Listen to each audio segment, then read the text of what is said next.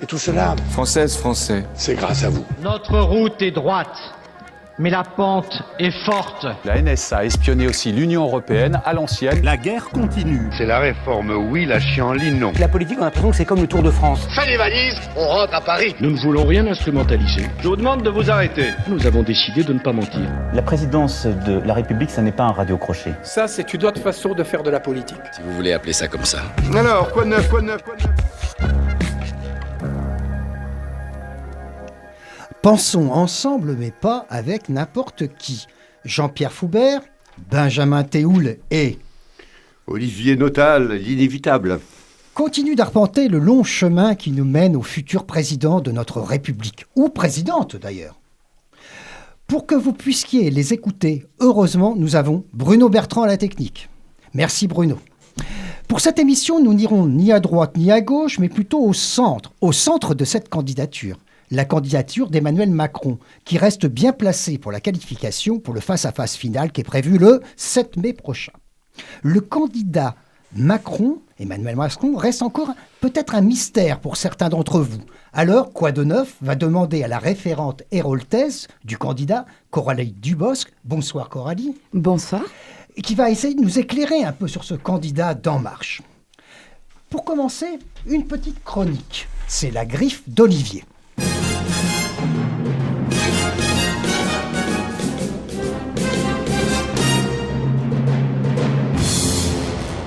La fusée Macron attend sur le pas de tir présidentiel. Direction Salune, le palais de l'Élysée. Remarquez, les huissiers n'auront pas besoin de lui faire le tour du nouveau arrivant. Il connaît bien les lieux pour avoir arpenté les couloirs du pouvoir sous les ordres de l'actuel, toujours locataire, un certain François Hollande, qui apparemment ne lui en veut pas trop d'essayer de lui prendre le bail, puisqu'il lui claque la bise en public.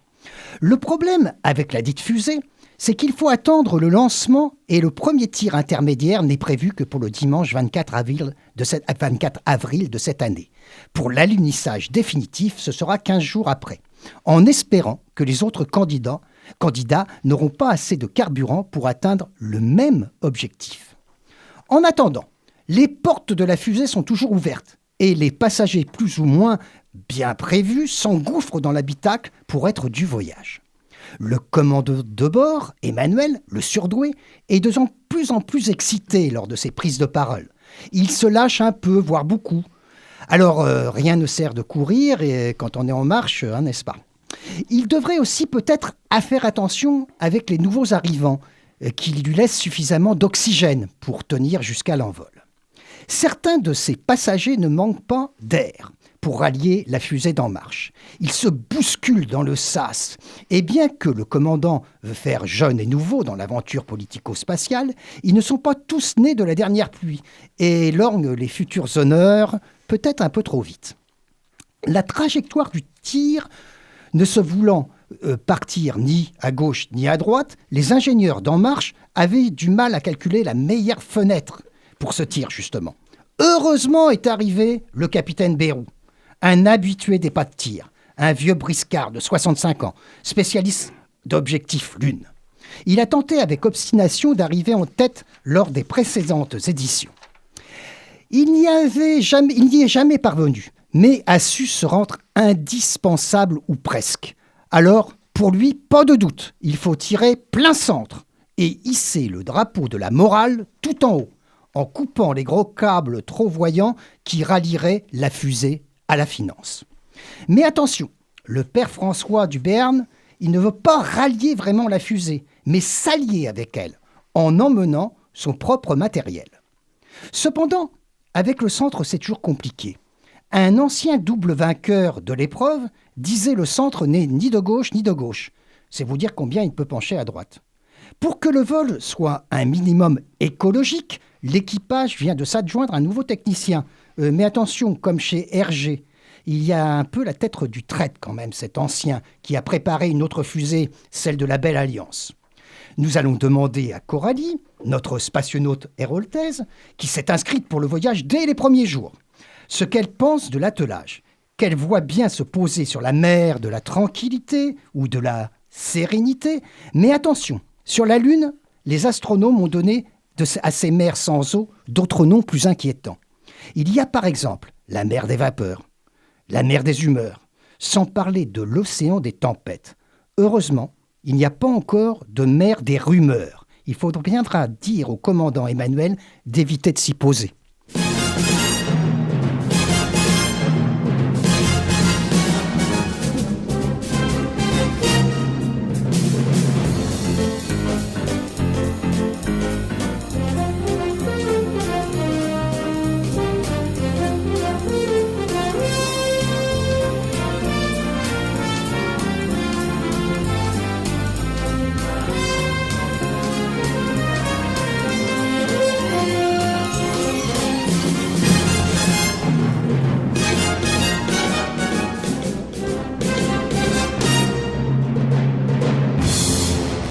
Avec Jean-Pierre, ça se soigne.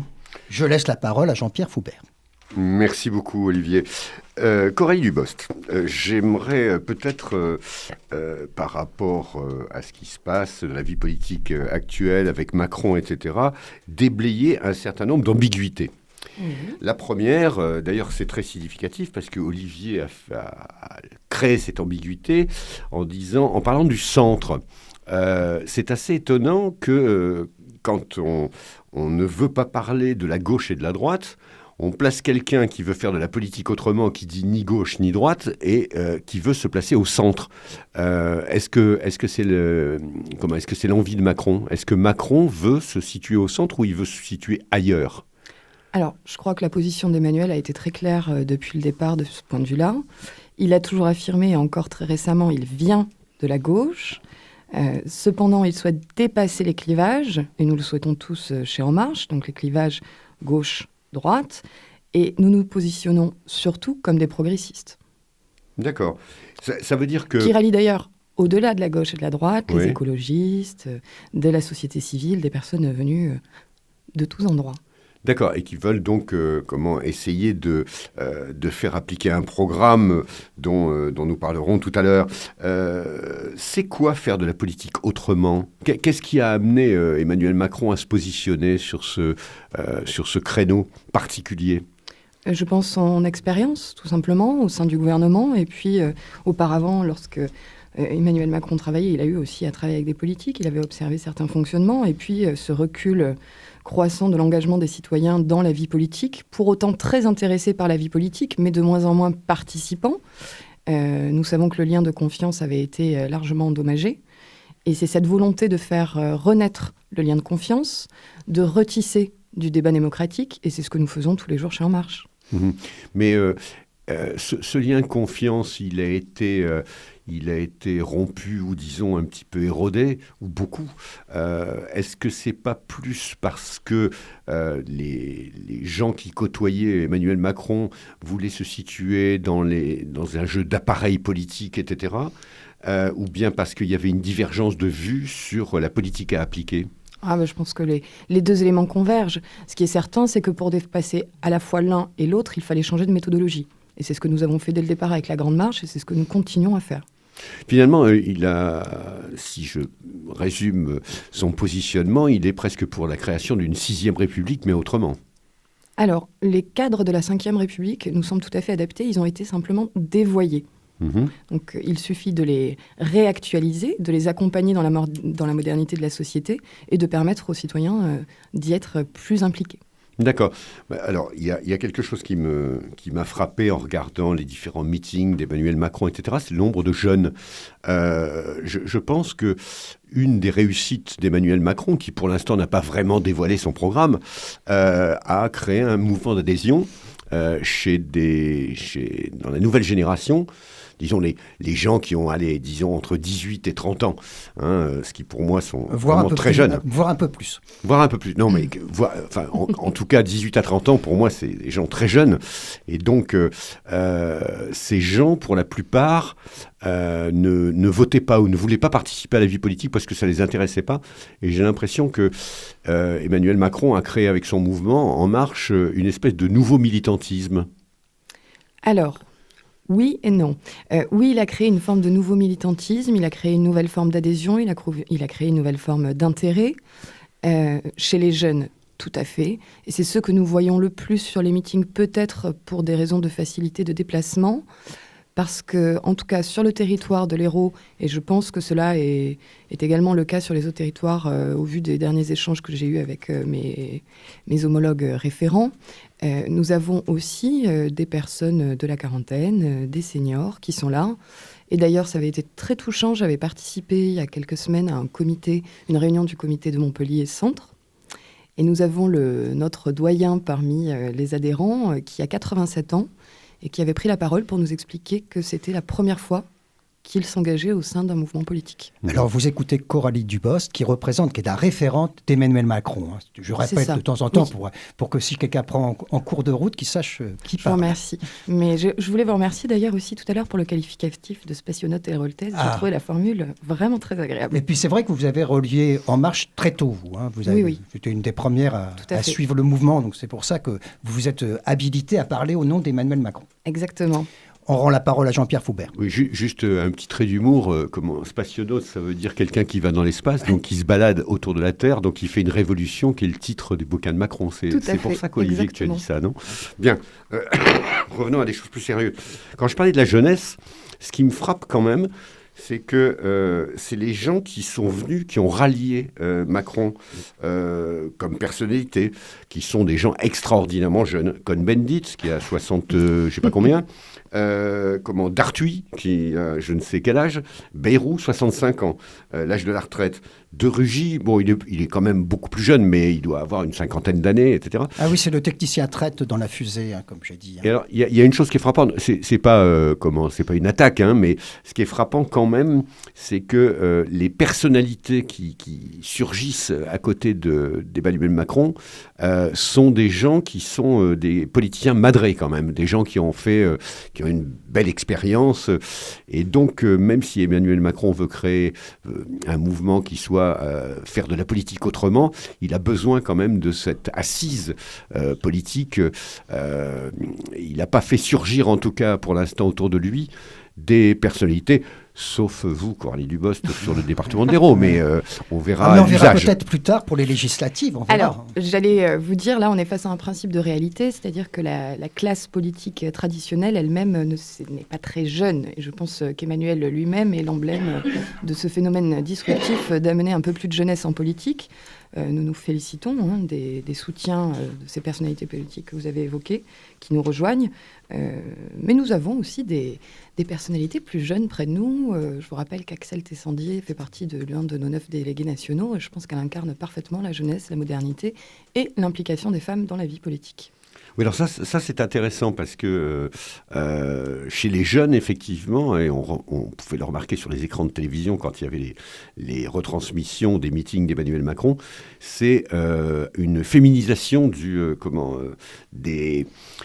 pas des militants, mais enfin en tout cas des sympathisants ou des gens qui étaient venus dans ces meetings. Je trouvais ça assez effectivement intéressant et assez significatif par rapport aux autres meetings qu'on peut voir. Je pensais à ceux de Fillon, voire de Mélenchon d'ailleurs, avec un public plus jeune et plus masculin en tout cas.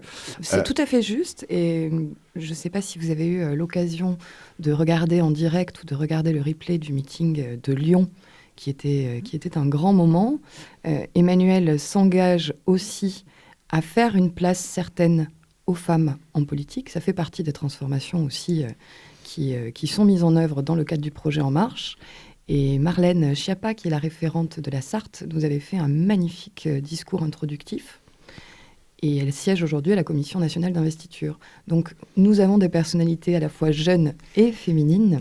Et qui ne soutiennent pas Fillon, d'ailleurs, dans la Sarthe. Elle ne soutient pas Fillon, c'est bien dommage. Il a besoin un peu qu'on l'aide, François, dans la Sarthe. Hein.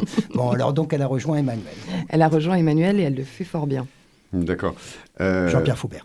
D'un point de vue, alors, des ralliements non officiels, vous pensez qu'une partie, je dirais, de la droite du Parti socialiste, c'est-à-dire des gens plus, comment on appelle ça, sociolibéraux, et des gens qui viendraient plutôt des Républicains et de la frange plus jupéiste pour aller vite, plus la droite molle, comme dirait je ne sais plus qui. Est-ce que vous pensez que ça peut créer des ralliements intéressants et constituer demain une majorité pour, en tout cas, une possibilité d'accession au second tour? Alors, 2 éléments. Quels que soient les ralliements, l'origine du ralliement, tous les ralliements qui sont sincères et désintéressés sont les bienvenus. Tous les ralliements qui sont des ralliements d'adhésion aux valeurs et aux projets sont les bienvenus. Ça s'illustre aussi sur le territoire. Jeudi soir, on avait une réunion départementale pour accueillir les nouveaux adhérents. Parce que vous savez qu'il y a une croissance très forte quotidienne chez En Marche. Vous êtes combien actuellement? Actuellement, on est 4400. Sur le département de l'Hérault? Sur le département de l'Hérault. Je crois qu'on est à 4423 sur le département de l'Hérault. Et donc, nous avions invité les nouveaux adhérents, en gros, du mois de janvier. 23, 24, 25, 20... pardon. Je vous remercie. Je vous laisse Coralie. Vous m'avez été concentré. Donc, nous les avions invités pour les accueillir jeudi soir et leur présenter un petit peu le mouvement. Il y avait des personnes de tous âges, des très jeunes, des moins jeunes, des hommes et des femmes. Il y avait beaucoup de sociétés civiles. Et puis, il y avait, en intervention dans la salle, on était quand même un peu plus de 250, ce qui était assez impressionnant. Et donc, nous avions effectivement des jupéistes qui se sont manifestés, des écologistes, des gens qui venaient du Parti socialiste. Et ça s'est plutôt très bien passé. Toutes ces personnes débattent ensemble et se rejoignent sur ces idées de transformation de la société, sur toutes les propositions qui relèvent de l'aspect progressiste. Et je pense qu'effectivement, la majorité sera celle des progressistes. J'ai vu qu'il y avait quelques UDI dans le département de l'Hérault qui rejoignent effectivement tout à fait. le mouvement de Macron. En Marche. En Marche. En Marche, voilà. Ils rejoignent En Marche. Ils sont En Marche. Donc, et pour les gens les plus âgés, effectivement, c'est En Marche, mais avec des ambulateurs. Donc, et le mauvais trait d'humour, c'est que quand votre doyen a 87 ans, c'est normal qu'il s'intéresse à Macron. Ça fait 10 ans qu'il ne lit plus Tintin. Le journal de 7 à 77 ans, comme tout le monde le sait. Non, revenons à des choses plus sérieuses. Macron est au 2e tour. Admettons, il gagne contre Marine Le Pen. Oui. Ça, c'est le scénario le plus simple. Oui. Et donc, il va aux législatives. Oui. Comment ça va se passer? Parce que j'ai vu que c'était monsieur, comment s'appelle-t-il, l'ancien président des maires de France, qui était un petit peu le président de la commission. Jean-Paul Delevoye. Jean-Paul Delevoye, oui. Et donc, qui était quelqu'un qui est issu du RPR initialement. Mais bon, tout le monde peut se tromper. Donc, comment est-ce que ça va se passer alors? Parce que les investitures, un président... quelle est votre question exacte? Est-ce que c'est celle des investitures? Alors, c'est pas tout à fait ça. C'est quelle analyse fait Emmanuel Macron, ou en tout cas son entourage, son cabinet, les référents départementaux, etc., quelles analyses ils font pour éviter qu'un président fraîchement élu, au bout de 6 semaines, se trouve dans une situation de cohabitation?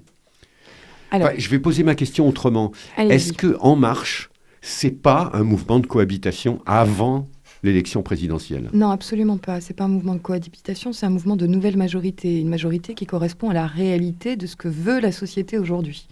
Et c'est d'ailleurs pour ça que nous en sommes à 4423 adhérents dans l'Hérault, me semble-t-il. Et cela se confirme à peu près partout sur les territoires. Donc non, la question des législatives et des investitures aux législatives est prise très au sérieux et traitée en amont par le mouvement. Il y a eu des conférences de presse très explicites tenues par Emmanuel Macron à ce sujet. Il y a une commission nationale des investitures qui siège, qui traite les demandes, qui, elle, choisira selon les 5 critères qui ont été posés. Donc, parmi ces 5 critères, nous avons notamment le renouvellement de la classe politique. Nous en parlions il y a peu. Donc, 50% des profils feront partie de ce renouvellement. Ce renouvellement est associé à une mixité, 2e critère. Cette mixité, c'est une mixité politique qui se rejoint toujours sur ces valeurs que nous évoquions juste avant. La parité, qui est un impératif. La probité. D'ailleurs, tous les référents chez En Marche, je ne sais pas si vous avez vu la charte d'En Marche, les statuts, mais tous les référents ont déjà signé une attestation de probité et fait état de leur casier judiciaire vierge. Bon, donc ça, c'est un critère très important chez En Marche de façon globale. Par ailleurs, enfin, un souci de cohérence, critère de la cohérence, seront investis des gens qui sont effectivement en concordance avec le projet porté par Emmanuel Macron. On va donner la parole un peu à Benjamin Théoul, parce qu'il a le droit de parler, même si ce n'est pas encore tout à fait son sujet qu'il va aborder tout à l'heure, mais Benjamin peut intervenir à tout moment. Benjamin Théoul.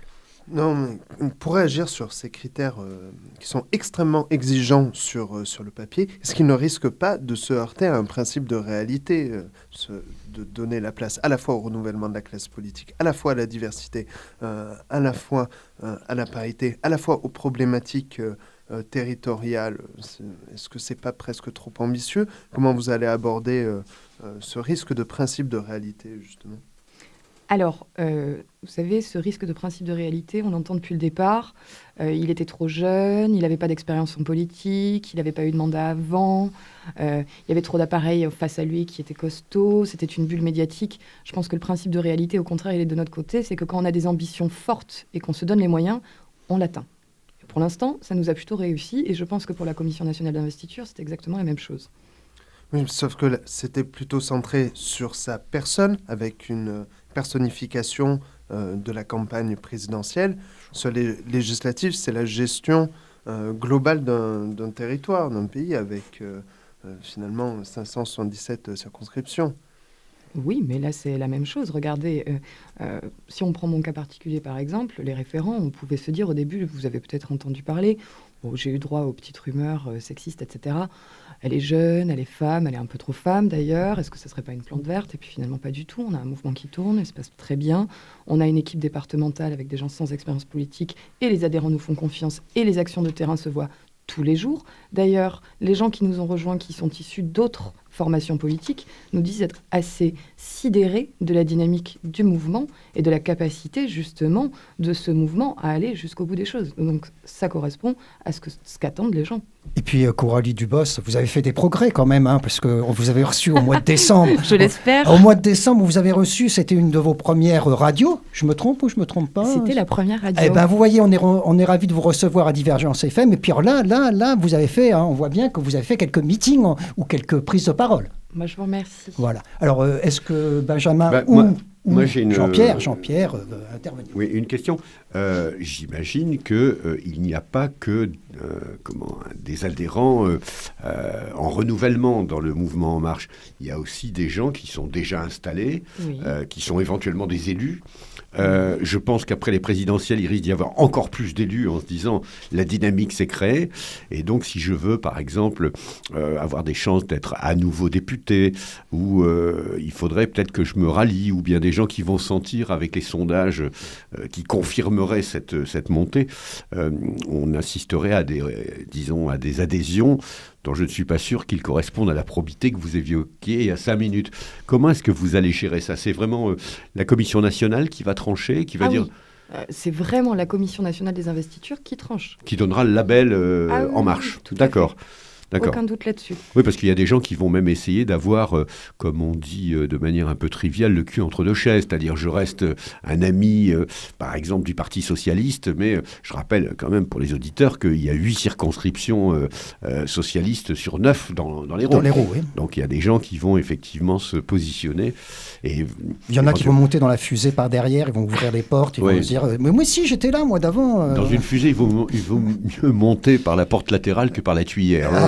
Surtout quand elle va décoller. Non, mais je ne doute pas que pour certaines personnes, il soit compliqué de dormir depuis quelque temps, mais il ne tient qu'à eux d'apaiser leur sommeil en prenant des décisions, des positions fermes et très claires. D'accord. Voilà. C'est tout. Non, je disais à Coralie qu'elle parle bien dans le micro, que les auditeurs l'entendent bien. Mais attends, voilà, bien en face du micro, c'est tout. Pourtant, il est tout petit ce micro, je ne devrais pas l'arrêter. Ah oui, et puis il nous cache un peu la vue, on se voit à peine. C'est ça. Non, mais ce qui se conçoit bien, s'énonce clairement, c'est ce qu'on dit, non?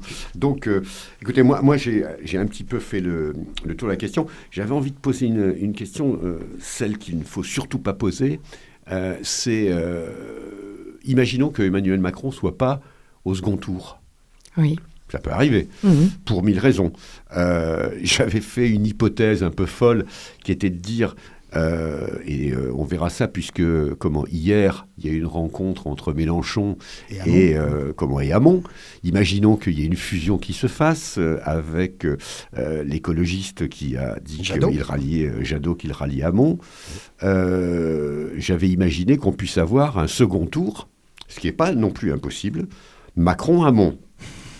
Parce que si on regarde les ralliements et la dynamique qui est en train de se créer, les problèmes juridiques qu'apparemment Mme Le Pen commence à avoir, etc., on peut très bien imaginer un Hamon et un Macron à 30% chacun. Et se retrouver d'ailleurs tout à fait au second tour. C'est pas du tout impossible. Mais imaginons, je reviens à ma question initiale, imaginons que Macron ne soit pas au deuxième tour. Que devient En Marche ? Alors, je vais juste répondre à la seconde question avant de revenir à la première. D'accord. Sur l'hypothèse Macron-Hamon, je suis moins certaine que vous quant au pronostic des 30% parce que je ne sais pas comment cela va être vécu par les adhérents militants du PS, cette hypothèse de ralliement entre Mélenchon et Hamon. Sincèrement. Là, il y a une vraie question qui se pose. Sur la première question, si Emmanuel n'est pas au second tour, ce que je n'ose imaginer aujourd'hui, mais bien évidemment, nous avons le devoir de le garder dans un coin de l'esprit. Oui, bien sûr. C'est absolument pas les pronostics qui s'engagent jusque-là. Mais imaginons ce scénario catastrophe, je ne peux pas me prononcer à sa place. Je ne peux pas vous dire comment cela s'organiserait. Simplement, je pense, comme la liberté a toujours été l'une des valeurs phares du mouvement, que chacun serait libre de se positionner comme il l'entend. Oui, parce que si je comprends bien, ce que disait Muriel Ressiguier la semaine dernière... Oui, on avait Muriel Ressiguier. Qui était donc front de gauche. Quand je lui ai posé la même question, elle est restée très dans l'expectative. C'est-à-dire, disant, je ne sais pas, on n'a pas encore décidé, est-ce que le problème se posera ? Enfin, elle a tourné autour du pot, éviter l'obstacle en tout cas. On verra, si vous voulez, on se retrouve dans une petite minute. On va souffler un petit peu.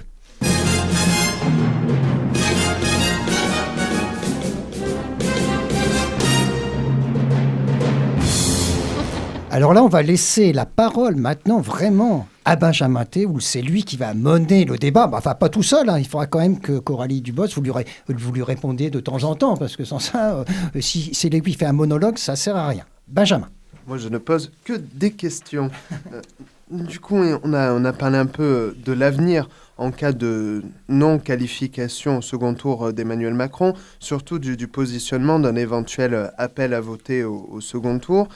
Mais globalement, pour le quinquennat suivant, que devient En Marche si jamais Emmanuel Macron n'est pas qualifié ou n'est pas tout simplement élu président de la République ? Est-ce que ce mouvement est amené à durer Comment alors, il peut être incarné Oui, tout à fait.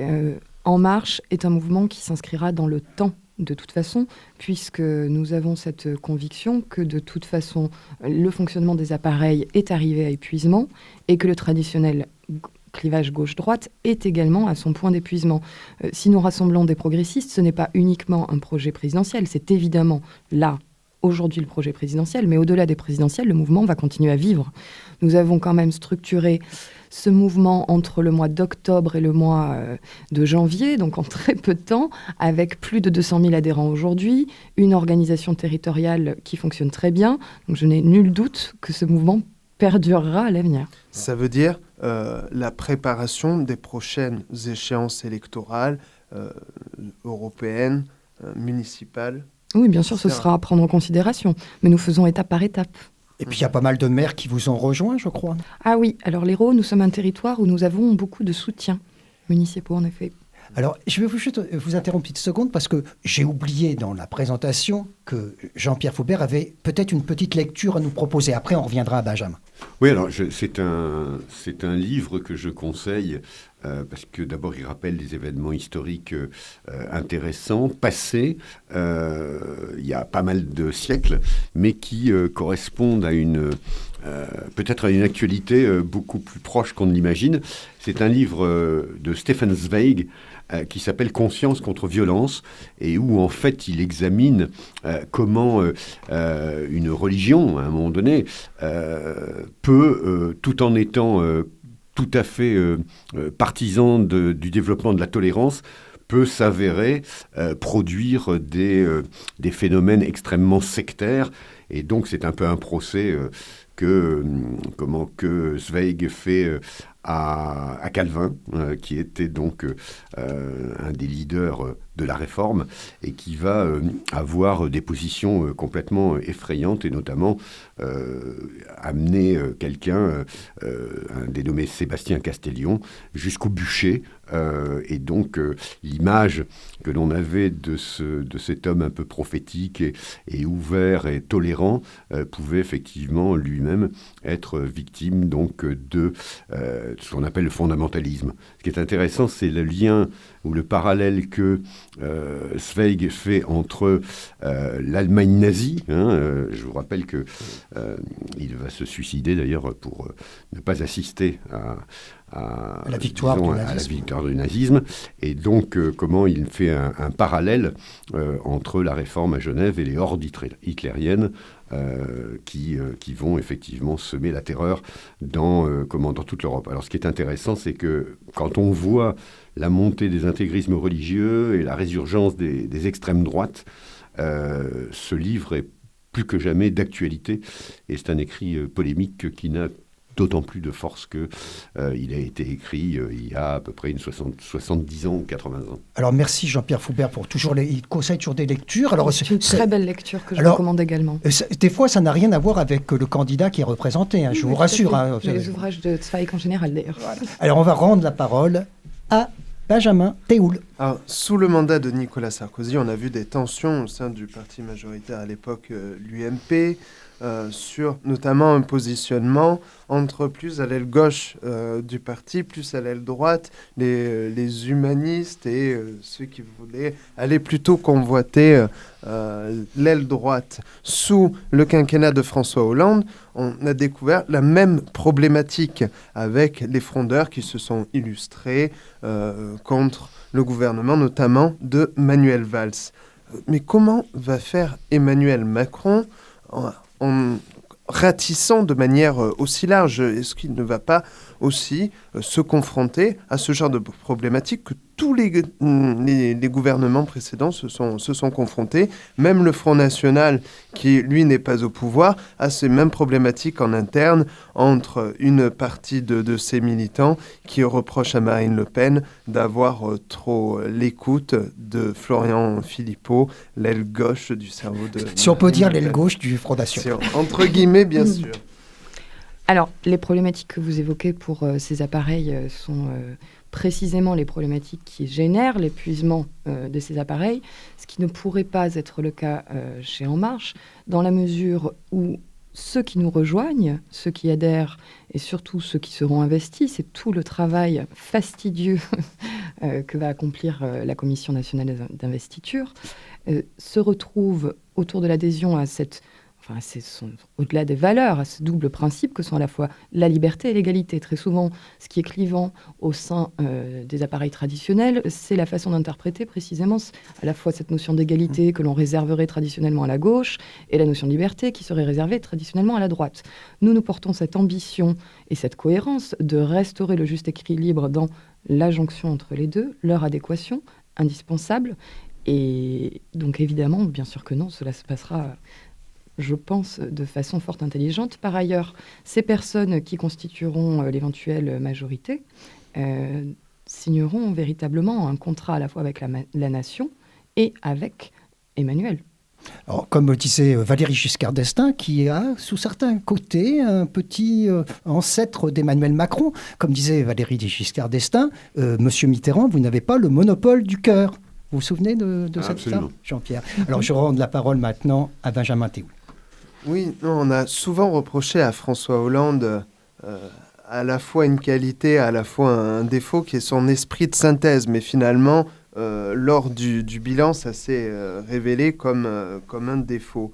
On a un peu l'impression aussi que Emmanuel Macron, entre ses divers allers-retours sur ses positionnements, aimerait rassemblés aussi idéologiquement. On a l'impression qu'ils souhaitent faire la synthèse, notamment sur le positionnement de la responsabilité de la France en Algérie, sur la légalisation du cannabis, sur son positionnement sur le mariage pour tous.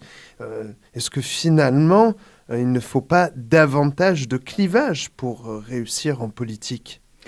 Alors, cet esprit de synthèse qui était attribué à François Hollande et qui lui a été également reproché, ce n'est absolument pas cette façon de voir les choses qui est chez En Marche, c'est-à-dire que nous ne sommes pas en train de composer une synthèse, nous sommes en train de rassembler des éléments de cohérence, ce qui est tout à fait différent.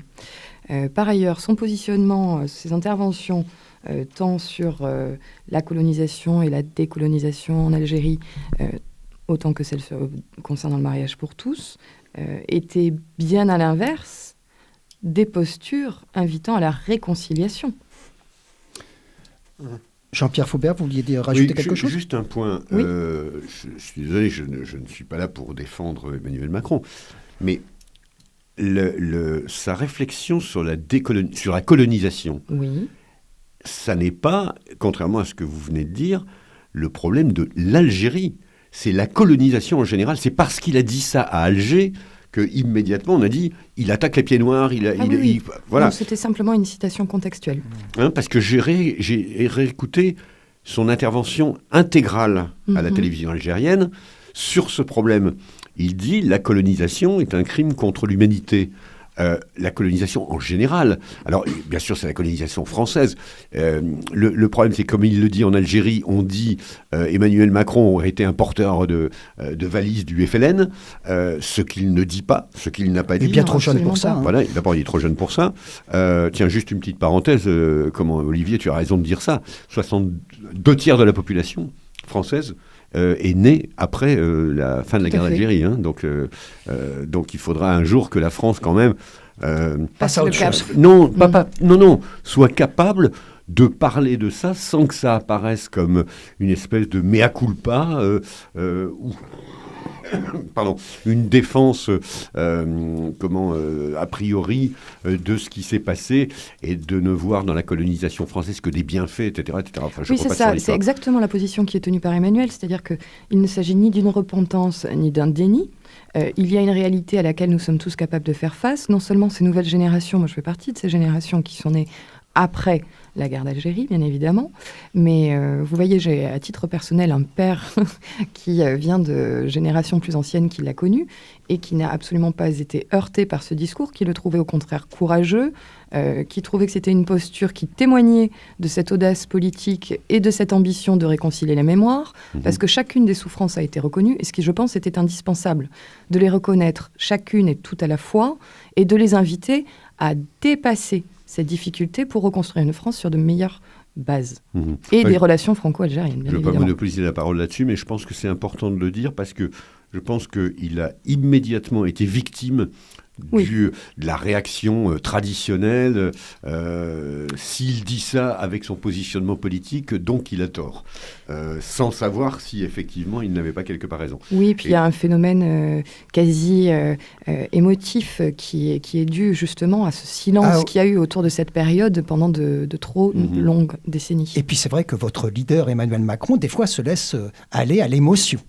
Vous êtes d'accord avec moi? Alors, c'était un discours qui était loin d'être non, pas dans celui-là. De sa part. Pas dans celui-là. Mais souvent, dans la réaction des gens, oui. Souvent, il se laisse aller à l'émotion. Alors, ça ne veut pas dire bien ou mal ce que je dis, mais c'est vrai. C'est vrai. Peut-être que c'est surtout aussi le reflet d'une confusion sur le message d'Emmanuel Macron. Peut-être que le grand public a du mal à percevoir, à comprendre un message concret. Et du coup, quand il y a des verbatims extraits peut-être un peu choc par certains médias, ça accentue, ça renforce ce sentiment qui était déjà présent dans l'opinion. Alors, vous dites des choses extrêmement intéressantes. Vous avez parlé de verbatims qui sont extraits par les médias. Jean-Pierre, précédemment, nous indiquait qu'il avait regardé la totalité de l'intervention. Et j'invite là aussi à une responsabilité des médias. C'est-à-dire que si l'on veut créer la confusion pour faire un buzz médiatique, c'est tout à fait possible. Est-ce que c'est pour autant valable et bénéfique pour la vie démocratique? Je ne pense pas. J'ai entendu de tous bords d'ailleurs, différentes personnalités politiques, dire que c'était une mauvaise stratégie d'avoir parlé de ça, que c'était un sujet trop sensible, que quand bien même la réflexion était posée et juste, dans le fond, il fallait attendre que les présidentielles soient passées pour l'évoquer. Eh bien, moi, je dis que non. J'affirme, et j'affirme avec En Marche, que nos concitoyens sont parfaitement capables et en mesure d'entendre un discours qui est mesuré, qui est raisonné, qui est argumenté, qui est dans la finesse et la considération de tous, et qu'il serait bien dommage de réduire la vie démocratique citoyenne à quelques verbatims médiatiques. C'est la génération tweet, vous savez, on envoie le tweet et il faut qu'on se débrouille avec ça. Regardez, on a un président aux États-Unis d'Amérique qui utilise Twitter tout le temps pour nous expliquer sa politique. Alors on n'est pas encore aux États-Unis ici, et quand bien même ce soit une génération tweet, c'est aussi une génération qui, avec le numérique, a accès à beaucoup plus d'informations très facilement. C'est-à-dire que quand ils cherchent à se documenter, ils peuvent trouver beaucoup d'éléments, et ils sont tout à fait capables de le faire, et ils le font. Alors, je crois que votre candidat, d'ailleurs, est très fort là-dessus. Il veut qu'il y ait une génération numérique. Alors ça, on va peut-être en parler. Je ne sais pas, je laisse à Benjamin le soin de mener le débat. Oui, avant de parler du numérique, j'aimerais revenir sur des éléments forts du pays, c'est-à-dire la France se valorise dans le monde par des acquis sociaux extrêmement importants et non sur la durée, peut-être arrivé à bout de souffle aujourd'hui. On sent la volonté d'Emmanuel Macron de bousculer tout ça, mais quand on a des gouvernements de droite au pouvoir, les Français sortent dans la rue, notamment sur la réforme des universités il y a quelques années. Même sous le gouvernement de Manuel Valls, la loi travail, les Français sortent dans la rue. Mais comment va faire Emmanuel Macron pour ne pas se heurter à la fronde sociale avec un pays qui n'arrive pas à sortir du chômage de masse, tout en ne pas fragiliser ces acquis sociaux qui font partie quasiment de l'identité française aujourd'hui? Alors, déjà, je voudrais recontextualiser parce que ces fameux acquis sociaux ne sont pas tous forcément bien compris de l'étranger, ne sont pas forcément valorisés ou valorisants. Certains ont d'ailleurs ne font déjà plus partie de notre société actuelle. Le rayonnement de la France, d'ailleurs, petite parenthèse, soit dit en passant, à l'égard des pays étrangers, je pense qu'il va falloir aussi, de façon pédagogue, réexpliquer à l'ensemble des Français qu'il n'est plus celui qu'il était. Je vous rappelle que nous sommes descendus 47e au classement de l'OCDE en matière d'éducation, alors que c'était un petit peu un domaine d'excellence pour nous. Donc il y a évidemment des choses à revoir. D'une part, si Emmanuel Macron est porté à la présidentielle par les Français, ce sera un premier vœu d'adhésion à ses propositions. Si les législatives amènent une majorité, ce sera un second vœu d'adhésion. Et enfin, surtout, ce qui est primordial, c'est l'élément pédagogique qu'emmène Emmanuel et En Marche dans la vie politique et démocratique. C'est ce que nous faisons déjà au travers du mouvement.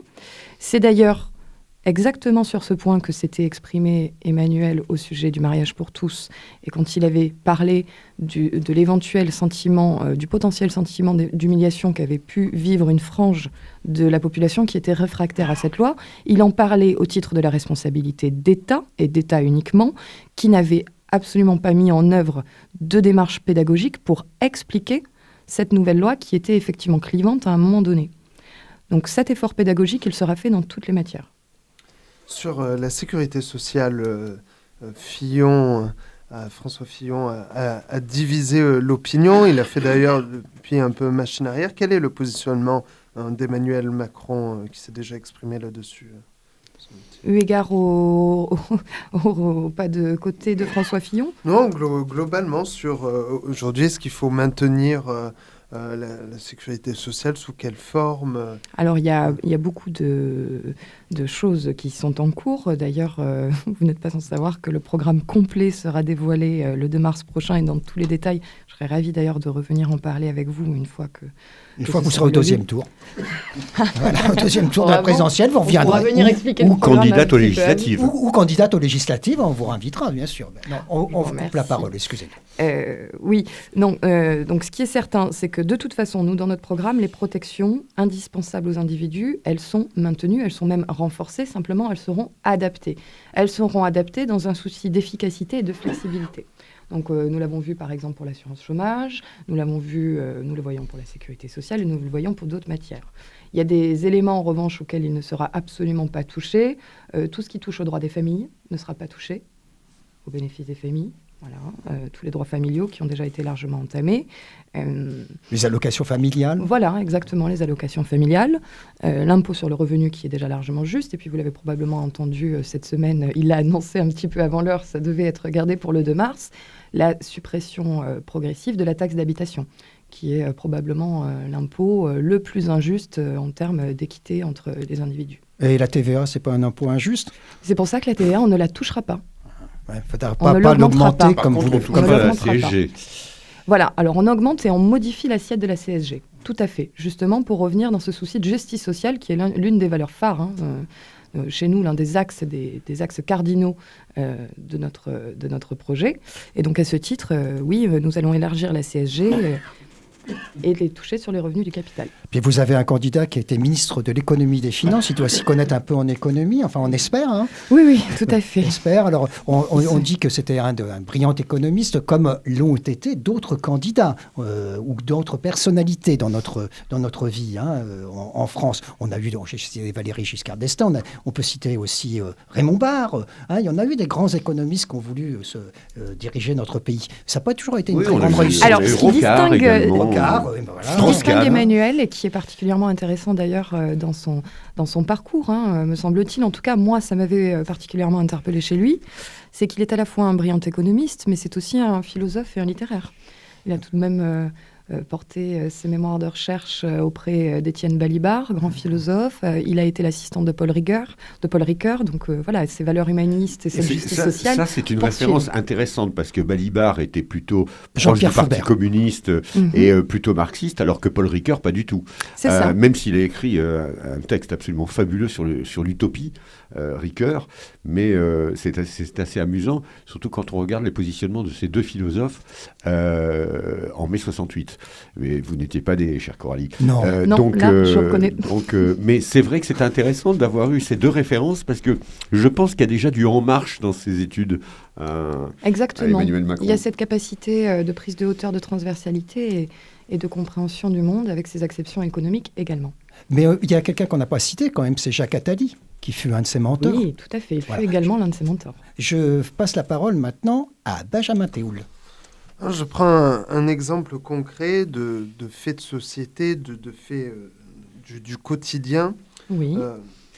Aujourd'hui, vu les conditions sociales et sur le marché du travail, un nombre important de personnes sont susceptibles et entrent dans les critères pour obtenir un logement social.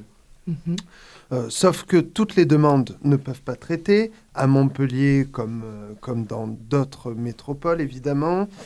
Il y a plusieurs interrogations sur le manque de transparence, sur l'attribution des logements sociaux, mais il y a aussi le fait que lorsque une personne signe un bail dans un logement social, c'est quasiment un bail à vie. Il n'y a pas de contrôle derrière et les situations des familles évoluent et elles continuent à profiter de leur logement, sans doute à juste ou titre ou pas. Là, c'est juste une question de morale, parce que concrètement, finalement, elles sont dans les règles, vu qu'il n'y a pas de contrôle.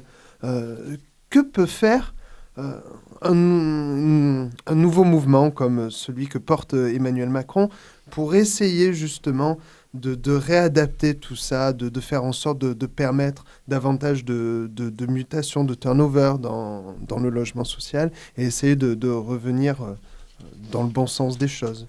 Alors, cette problématique sur le logement social, elle est réelle, elle est juste. D'ailleurs, à titre personnel, j'avais connu quelques cas comme ça en tant que jeune juriste. J'avais accompagné des dossiers de défense avec le DALO. Ah oui, Coralie, vous avez un métier. Oui, tout à fait. Vous ne faites pas que de la politique. Vous ne faites pas que de la politique. Non, j'ai également un métier. Oui, ce qui d'ailleurs rend l'engagement politique d'autant plus significatif lorsqu'on travaille en même temps. On revient au logement social. Nous revenons sur ces problématiques de logements sociaux. Finalement, ce que vous évoquez derrière ce problème-là, qui est une injustice quotidienne et de terrain, concrète, c'est un problème d'effectivité des lois. Et ça, on le retrouve dans plusieurs domaines. Il y a des droits qui sont déjà installés dans notre État, qui n'arrivent pas à être mis en œuvre. Des droits ou des projets, parfois. On l'a vu également avec le contrat de génération, qui devait inciter les entreprises à la fois à recruter des jeunes et des seniors, à les mettre en binôme, à organiser le transfert de compétences, etc. Or, nous savons, la Cour des comptes avait fait un rapport quand même terrible au sujet du contrat de génération, que ça avait été un échec. Et ça a été un échec, non pas forcément en raison du dispositif, mais en raison de ses capacités d'application et surtout de contrôle derrière. Et après le contrôle, de la sanction. Et ça, c'est un des chantiers pour nous qui est très important. On va essayer d'intervenir là-dessus en renforçant tous les mécanismes de suivi d'application des lois et d'efficacité concrète. Mais du coup, on reproche aussi à notre pays et aux différents dirigeants de légiférer sur tout sans que la loi ne soit appliquée derrière. Alors là aussi, comment résoudre ce problème ? Mais alors ce problème, c'est un problème de grande ampleur, c'est-à-dire qu'on le sait, c'est la juriste en plus là qui peut parler, notre droit très complet est aussi un empilement de réformes successives. Oui, c'est un millefeuille, on prend souvent cette image. Donc c'est un millefeuille, des réformes successives, parfois contradictoires. Donc vous pouvez avoir dans un même code 2 textes qui disent tout et son contraire. C'est extrêmement complexe. L'effort de simplification à faire, ce ne sera pas par des réformettes, c'est pas en venant poser simplement quelques aménagements ci et là. C'est un changement total de fonctionnement, c'est un nouveau modèle qu'il faut mettre en place. On l'applique comment, ce nouveau modèle ? Par ordonnance, par référendum Ah, mais là, je pense qu'Emmanuel va demander un gros travail, justement, à la majorité législative, aux juristes, à ces ministères, pour être dans un souci de simplification et de cohérence de notre droit, qui permettent d'ailleurs aussi de le rendre accessible à chacun. Parce que la seconde problématique, au-delà de l'effectivité de la loi, c'est que cet empilement, ce millefeuille, génère une impossibilité pour le citoyen de connaître lui-même ses droits, d'y avoir accès. Et ça, c'est terrible. Jean-Pierre Faubert ? Juste une précision. J'ai cru lire quelque part que plus de la moitié des textes de loi qui avaient été votés par l'Assemblée nationale n'ont jamais reçu de décret d'application. C'est tout à fait possible. C'est-à-dire qu'en fait, comme on a des députés qui ont travaillé pour rien quand on sait effectivement la durée des sessions parlementaires. Mais c'est pour ça qu'il nous faut véritablement un homme politique courageux pour porter l'ambition de ces réformes pendant 5 ans, voire plus. Mais justement, donc, si on en croit les sondages, si Emmanuel Macron se retrouve en position de force contre Marine Le Pen, il pourra obtenir 59% au second tour. Donc c'est une large majorité, mais ce n'est pas une majorité non plus écrasante.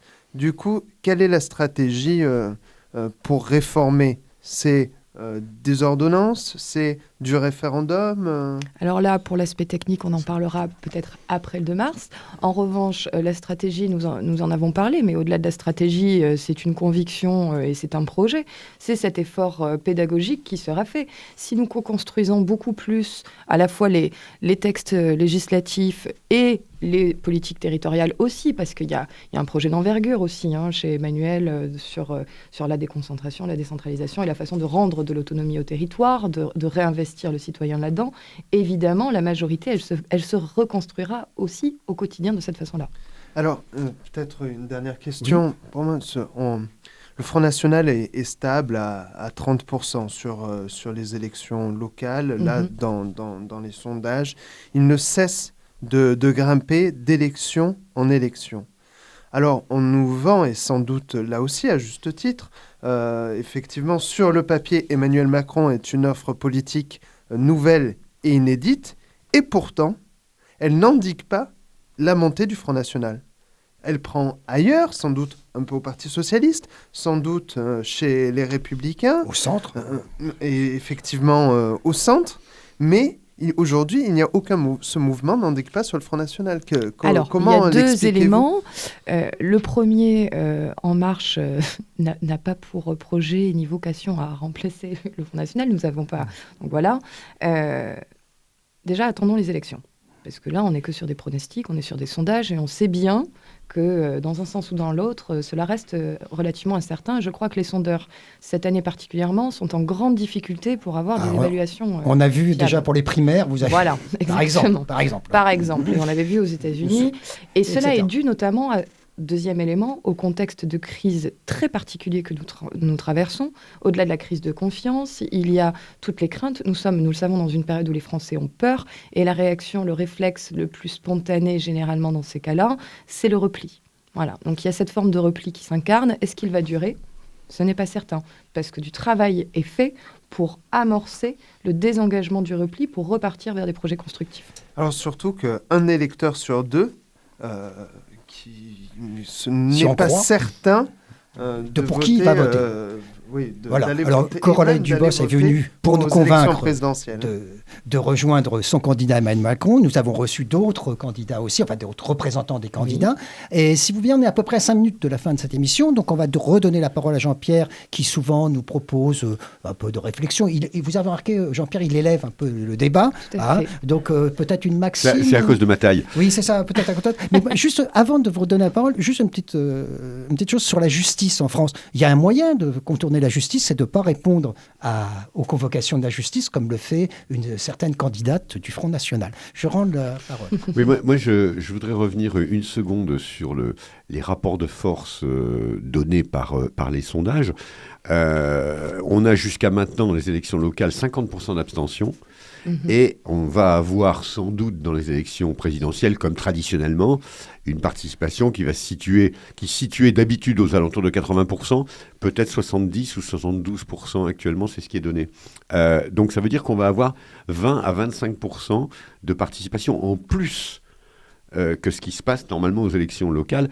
Et c'est ça qui va m'intéresser, à titre personnel, c'est-à-dire quelles tranches d'âge vont être touchées, qu'est-ce que cette élection va ramener aux urnes qui n'y étaient plus, etc., etc. Alors Jean-Pierre, une petite maxime ou pas du tout? Alors, comme j'avais tapé dans le temps... vous remontez le temps souvent. Voilà, et donc j'ai envie de remonter un petit peu le temps avec une très belle citation de Montaigne, qui a eu des réflexions sur les rapports entre les hommes, etc. Et donc je vais vous lire ce petit texte qui n'est pas vraiment une maxime comme d'habitude, mais qui donne des... matière à réfléchir. Divergence, on laisse la liberté, vous avez remarqué. Et là, ce sont les essais. C'est un peu, je dirais, un ancêtre de Macron, Montaigne, quelque part comme ça. Tout à fait, j'allais vous le dire. Voilà. Celui qui tombe obstiné en son courage, qui, pour quelque danger de la mort voisine, ne relâche aucun point de son assurance, qui regarde encore en rendant l'âme, son ennemi d'une vue ferme et dédaigneuse, il est battu, non pas de nous, mais de la fortune. Il est tué, non pas vaincu. Les plus vaillants sont parfois les plus infortunés. Aussi y a-t-il des pertes triomphantes à l'envi des victoires. Ah, c'est joli. On va demander à Coralie de conclure, peut-être, sur ce petit texte. Je vais rebondir sur la référence de Jean-Pierre, parce que Montaigne, me semble-t-il, avait écrit aussi un magnifique essai qui comprenait un passage sur cette distinction de l'être humain toute particulière qu'est la capacité de métamorphose. Et que la véritable liberté de l'homme résiderait dans le fait de se saisir de cette capacité de métamorphose et de ne pas stagner. Bon.